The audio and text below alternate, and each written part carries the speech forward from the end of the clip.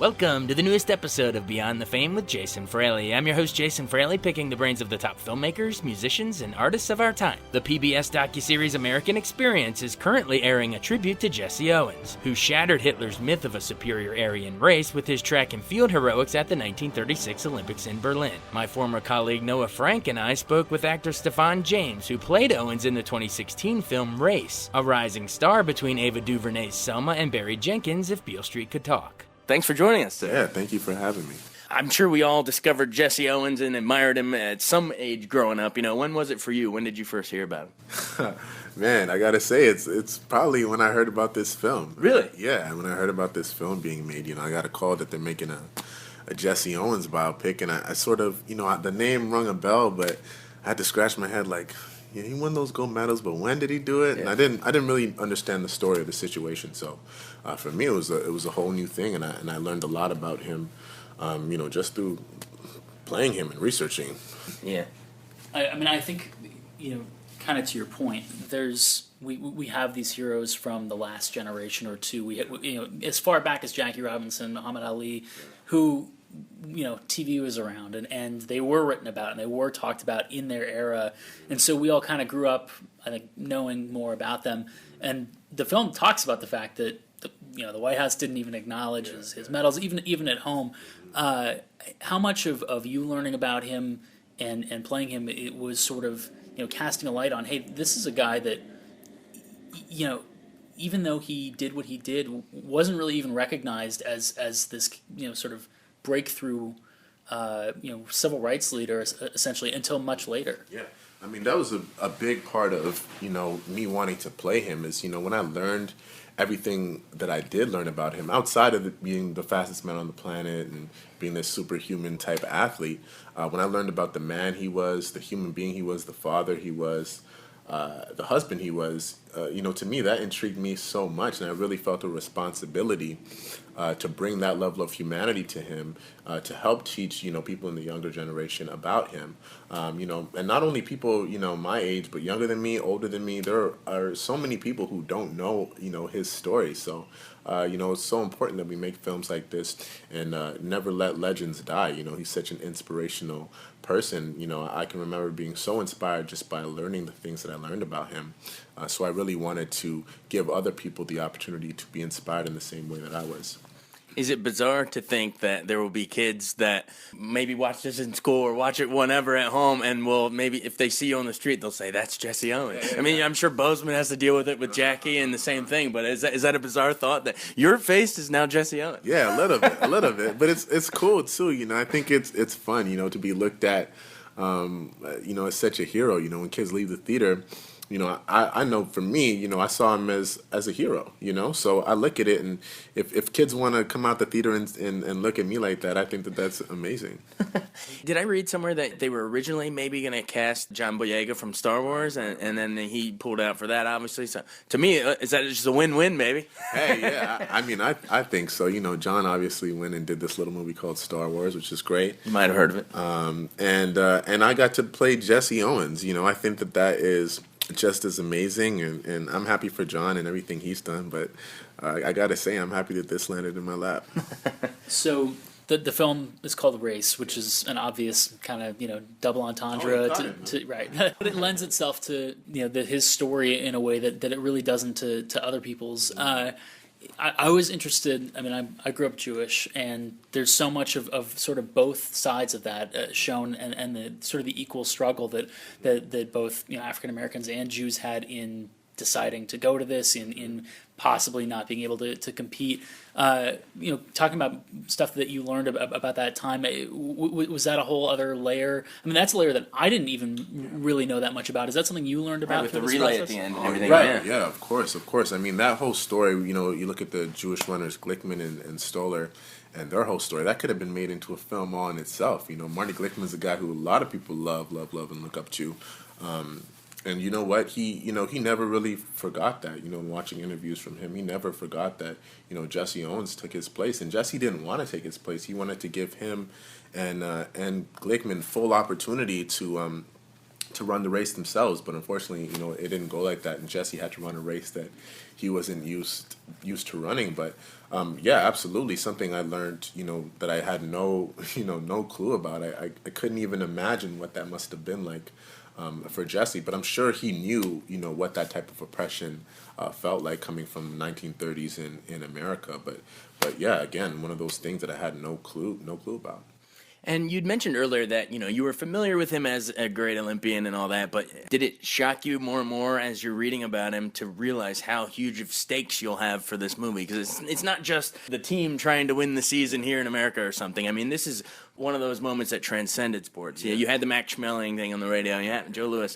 But, as you're sort of reading the script and researching, are you saying, wow, the stakes in this movie are huge compared to most movies? Of course. I mean, outside of leading a film, being number one on that call sheet, knowing that you're working the most hours every day, you got the most to deal with, the biggest workload, you have that. But doing that and playing Jesse Owens is a whole nother thing. It's such a gigantic story. And like you said, he's so much bigger than a black hero, so much bigger than an American hero. He's a world hero. And his story has obviously resonated for years. I mean, 80 years later, we're sitting here talking about a film that we made about him. So, to me, when I look at everything he's done, of course, it's daunting to step into shoes so big. But I knew that right away. I had to put the work in that was gonna be needed to play him, and that's obviously starts with the training and the research. But I knew I had my plate full, of course. You mentioned stepping in the shoes, and that triggers a thought in my mind. I want to talk about that. Is it a single take when you come out of the tunnel and you walk out into the arena? Is it one continuous shot? Yeah, when we see the blimp, back to you. See old Adolf, the villain, back to you, and then over as you put the cleats on, and we lose the sound, and then it's the trigger of the gun going off that start your first cut, right? Talk about how physically that was shot. How many takes did that take, and was that complicated? That was obviously a few takes. It's a big sequence, but that's something, the scene you're talking about, that's something Stephen and I, our director, talked about months before shooting. We understood the importance of that scene, how important it was to put people in his shoes, and to give them a feeling of what that moment must have been like for him. So big sequence, and I mean, obviously you see him walk into a stadium of 150,000 people. I did not have 150,000 people to work with, so you have to create a feeling and an emotion that's not really there. But it's a credit to our director in helping me sort of paint that picture of what that was like. But for me, when I remember going down to Berlin and when we actually shot at the stadium and walking up to the stadium for the first time, I remember feeling almost beside myself. You know what I mean? I had chills, feeling like, oh my gosh, he did this. But 80 years beforehand, and with 150,000 people in here, and then when I went up there was nobody there, but I still got this eerie feeling, these chills. And so for me, that was a moment where I felt even a fraction of what Jesse had felt, and really that's the moment I feel like I felt closest to him. But it was very important for me to make sure that scene, that I was really putting people in the position that he was, and giving them a feeling of what that moment was like for him. Technically, it's a whole choreography thing. It's really a dance between the cameraman, myself. What's the camera on? Is it some kind of steady cam or what? Yeah, steady. It's on. It's on steady, and they're just basically following Jesse around. It's a sequence where I'm literally having to, okay, Stephan, over there's Hitler, yeah, and now it's gonna be a blimp flying over your head. Just remember that you got to look at the blimp, okay. So it's just a bunch of things to have to remember, and it's a whole nother facet of acting that people, viewers, they don't understand. Yeah, well, they did it in Creed too, the big fight sequence in the middle. When you're in a sports movie, as opposed to really kind of any other film, there's the physical component too, where you have to train to look like an athlete, and also train to perform like an athlete, whether it's a boxer, whether it's a baseball player, whether it's a track athlete. So I was a runner, so I'm sure a lot of people who are interested in this film have some kind of a running background too. It's how much of that of learning, not just what correct form looks like, but maybe even what incorrect form looks like. But when he had to learn from his own incorrect form how to come out of the blocks the right way, you know, how much training was there on that front? Did you have track coaches trying to explain to you, you know, what you were doing right, what you were doing wrong? Yeah, of course. You know, for me, training started about 2 months before I started filming Race, and it really just started down at Georgia Tech. I was working on Selma down in Atlanta, and every day I had off on Selma, I go down to Georgia Tech and start training with the track and field coaches there. And you know, it started with conditioning. You know, Coach Page would just make me run till I couldn't run anymore. just keep running. I said, how is this going to help me with the film? Just keep running, man. But yeah, so, you know, it was a big conditioning for me. I grew up on basketball, football, baseball, volleyball, but never track. And so it was a whole new world for me, a whole new beast. You know, and not only learning how to run fast, but learning how to run like Jesse, because obviously we see his style is so particular. And then the other aspect of it was I couldn't train like runners in 2015 or 2016 do. Right. You know, Jesse trained in a much different ways. He didn't have the benefit of some of the training that we have today. He wasn't privy to the shoes that we have today. You know, he was running in sort of these leather shoes with 3 or 4 inch spikes at the bottom of them. And you think it's crazy. It's like, how could this guy do what he did, you know, wearing shoes like that, running on dirt, you know, whereas nowadays these guys run on an actual track, on turf. So, you know, there was so many different things I had to learn about, not only running, but that time period, running in that time period. So, yeah, credit to our coaches, you know, in helping me look believable. You know, Coach Page really worked on me, you know, worked to make sure that I was running like him so much that I couldn't run any other type of way, that it was so heavily ingrained in everything that I was doing that, you know, I really couldn't mess it up. And then, yeah, there's the aspect of learning how to do it the wrong way and then learning how to do it the right way, because, you know, we see Jesse grow in the film where, you know, he polishes up some of his running techniques. So, you know, I had to go backwards in a lot of ways as well. Yeah, you mentioned with the coach. Talk about working with Jason Sudeikis. Yeah. And you know, obviously you're training to learn how to, you know, act like an athlete and run like him. But what's it like creating this relationship? Yeah, it was very cool. I mean, you know, Jason's like, I don't think it's any surprise that he's a funny guy. So he's easy to be around. You know, we're both big sports guys, baseball and basketball, and he grew up, you know, having a coach, being an athlete, and I grew up being an athlete, having a coach. So we knew what that dynamic was like, you know, the coach and athlete relationship. But honestly, when we first met, you know, we basically talked sports. We didn't even talk about the film that much. You know, we just hung out and talked a lot of sports. And as, you know, Jesse and Larry got closer in the film, Jason and I got closer in real life, spent a lot of time together. And I think people would be pleasantly surprised, you know, with his performance, seeing as how they're not used to seeing him in this light. There's several moments where he says, "I never know you had a daughter," and then you give it back to him. You never asked. What would that be between you guys in real life? Is there something that you never asked, or he never asked? Oh man, that's a tough one. That's a tough one. But Or what's something about you that most people might not know in that way, and you say you never asked? I don't know. I mean, I guess that I'm just pretty normal. I'm pretty like chill. Like I watch sports all day long when I'm not doing press and making movies. You know what I'm saying? I you know, I read books. I hang out. I'm pretty low key. What are your sports teams? You mentioned baseball, but I mean, are you like an all hometown team guy? Yeah, I mean, you know, obviously the Jays. Jason and I, you know, Kansas and Blue Jays were going back and forth last year, so we had a laugh about that. But Blue Jays, Raptors, diehard basketball fan, diehard Raptors fan, diehard Kobe fan. So you know, it's sad to see him go out.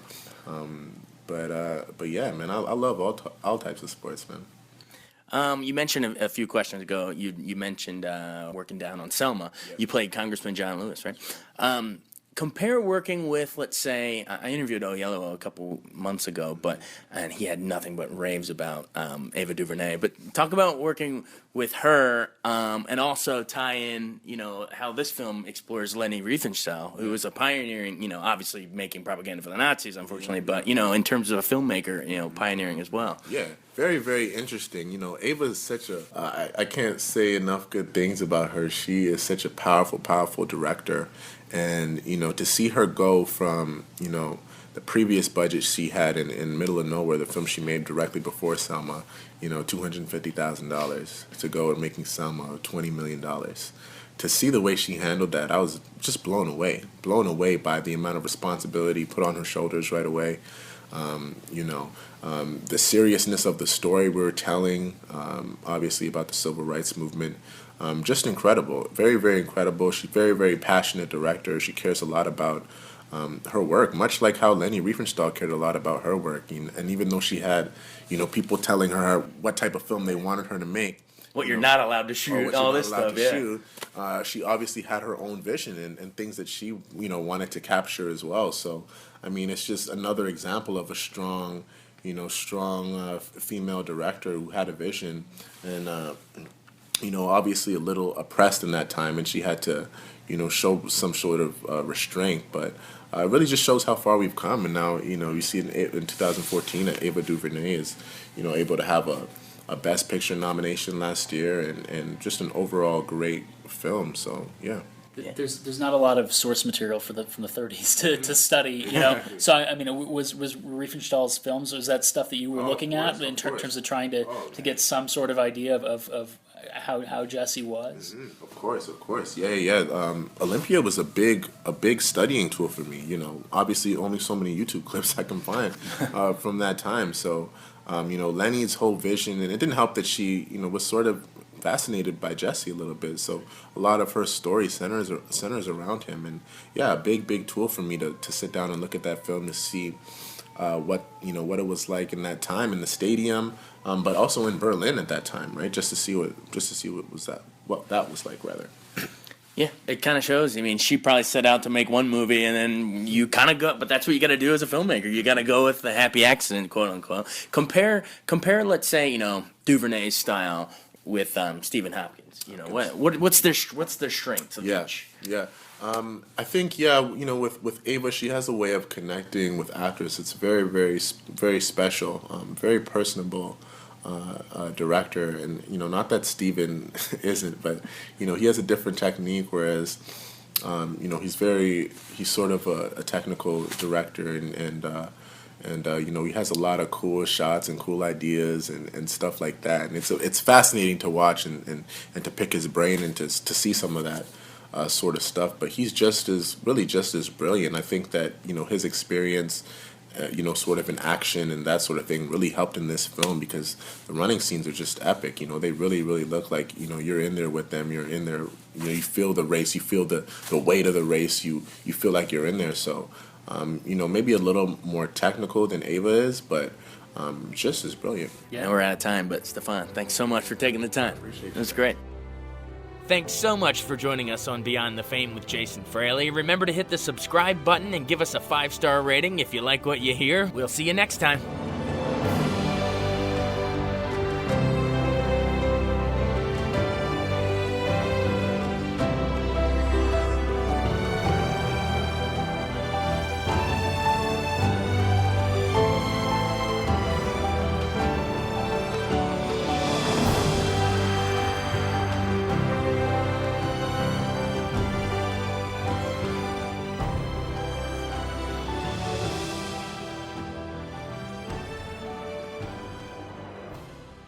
I wanted to take a second to tell you about an app I really enjoy. Living in the DC area is great, and Podcast DC gathers all of the local shows that I like all in one local app. Health, sports, local news, politics, and so much more. Podcast DC is the new local app with hundreds of DC area podcasts to choose from. I can earn exciting rewards just for listening and share the podcasts I love instantly. Available in the App Store or in Google Play, listen local with Podcast DC.